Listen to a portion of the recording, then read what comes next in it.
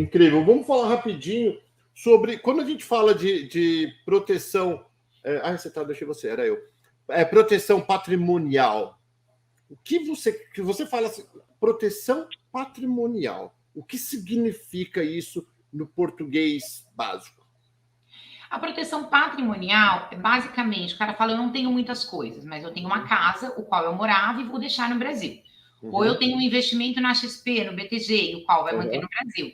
Então, qual é o meu interesse, obviamente, o objetivo? Proteger esse patrimônio para que ele aumente cada vez mais, ou seja, você não tenha que deixar impostos desnecessários devido a má estruturação para o governo, e proteger para os seus herdeiros, porque a gente sempre pensa na sucessão.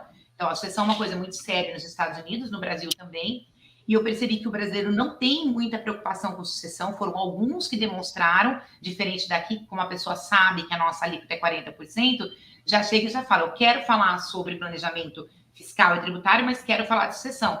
No Brasil, quando fala de sucessão, eu não sei se não é muito conversado com os empresários e com as pessoas que têm patrimônio lá sobre a importância, porque no Brasil a alíquota é mais baixa, mas é um processo muito burocrático, porque quando uma pessoa vem a falecer sem uma sucessão adequada, programada, uma parte não tão grande como dos Estados Unidos, mas uma parte grande do patrimônio vai ficar para o governo, a federal, para o estado, para o município, porque a sucessão no Brasil você paga em 2 níveis.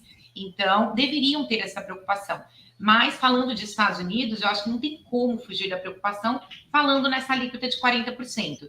Então, você compra várias coisas aqui ou traz patrimônio para cá, amanhã ou depois acontece um acidente e a sua família vai ter que deixar 40% do seu patrimônio para pagar esse imposto.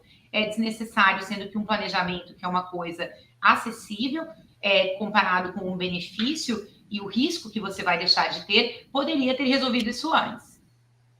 Uau! São coisas que, né, para nós que moramos aqui, é comum, faz parte do dia a dia, que são informações que vocês que estão fora do Brasil acabaram de chegar, falar, poxa vida, não sabia. Aí depois que acontece alguma coisa, por isso que é sempre importante, pessoal, a gente não faz isso, não é uma propaganda de venda, e sim é um modo de educar você, para diminuir as chances de dar errado, de perder aqui nos Estados Unidos com longo tempo. E tem pessoas que estão aqui há muito tempo que não fizeram ainda, né? Que ainda dá tempo. Existe limite? Eu posso fazer agora? Putz, não, eu posso reformular tudo isso? Dependendo do tipo de planejamento, Paulo, dá tempo de a gente fazer um planejamento pós-imigratório. Claro, vai ter um custo mais alto, não em relação ao meu trabalho, mas em relação a reestruturações que deverão ser feitas tanto no Brasil como novas estruturações nos Estados Unidos. Na maioria dos casos, a gente consegue fazer um pós, mas não é tão bom quanto o pré.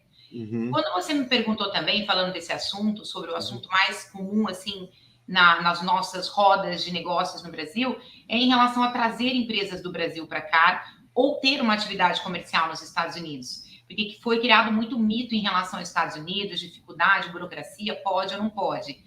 Então, para muitos empresários que já estão decididos em se mudar, a gente criou algumas estruturas as quais nós, ao invés de deixarmos o empresário com a empresa no Brasil, nós trouxemos essa empresa para cá. Porque no Brasil, as alíquotas de impostos, por imposto de renda, SSL, PIS, COFINS, tudo que ele tem que pagar, aqui ele não tem que pagar todas essas alíquotas. Então, se ele é, por exemplo, um trabalho de uma pessoa que vende produto digital, ou uma pessoa que é um consultor, eu tenho um outro cara que é piloto, então não faz diferença, já que ele vai estar morando aqui, porque manter uma empresa no Brasil com gastos adicionais. Então, a gente internacionaliza essa empresa ou cria uma empresa independente aqui para viabilizar essa questão fiscal dele. Então, dá para fazer, dá para você continuar trabalhando. Bom, agora que você falou muito bem essa ideia. Maravilhosa.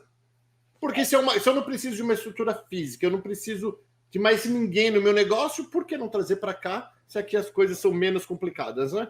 Com certeza, com certeza. Existem também algumas possibilidades, Paulo, a qual a gente tendo a empresa aqui, a gente domestica ela no Brasil de uma forma diferenciada, que às vezes fica mais benéfico também. Então, tudo isso, a gente precisa ter uma conversa bem clara e detalhada com a pessoa para poder pensar em todas essas hipóteses de planejamento que existem. Não é uma regrinha aquela que a gente sempre brinca, eu vou chegar nos Estados Unidos e abrir uma LLC. Não é assim. Se fosse assim, seria muito fácil e todo mundo estaria se dando bem. Então, cada caso é um caso e é muito específico esse planejamento, principalmente quando a gente fala de trazer uma empresa ou de começar uma empresa nova. Porque tem muita gente no Brasil vendendo produto no Amazon aqui dos Estados Unidos, pagando absurdos de imposto, sendo que se o produto já é comprado aqui ou é comprado na China, não tem necessidade de ir lá para o Brasil, voltar para cá, então vai pagar taxa de importação no Brasil, que é um absurdo, depois vai exportar para cá, que as taxas não são tão altas, para vender no Amazon. Então é muito mais fácil ele ter uma empresa aqui e onde os produtos já vão estar aqui, não tem que passar nada pelo Brasil. Então é muita coisinha assim, quando você começa a falar, a pessoa fala, mas dá, mas pode. Sim, tudo é muito possível de fazer isso. Uau, incrível! Por isso que eu falo, pessoal, conhecimento é poder. E aqui no canal Perguntas tem esses profissionais top da galáxia. E a Carol, eu sou super fã da Carol. Tá? Falei pro John, que tem umas fotos minhas. Falei, John, ama a Carol, porque além de ela ser super uma empresária de sucesso, ela continua estudando, continua batalhando, continua atrás. Pessoal, sendo bem sincero aqui com vocês, a Carol não precisa, a Carol já tá com o burro amarrado, na verdade. Mas assim, ela gosta, ela quer, ela vai viajar, ela vai levar informação, vai captar cliente para ajudar o máximo de pessoas possíveis. E acredita, o dinheiro é para pagar as contas, porque ela já tem dinheiro. Então, pensa que isso não é um pitch de venda para você, é para te levar conhecimento, sendo bem sincerão com vocês mesmos.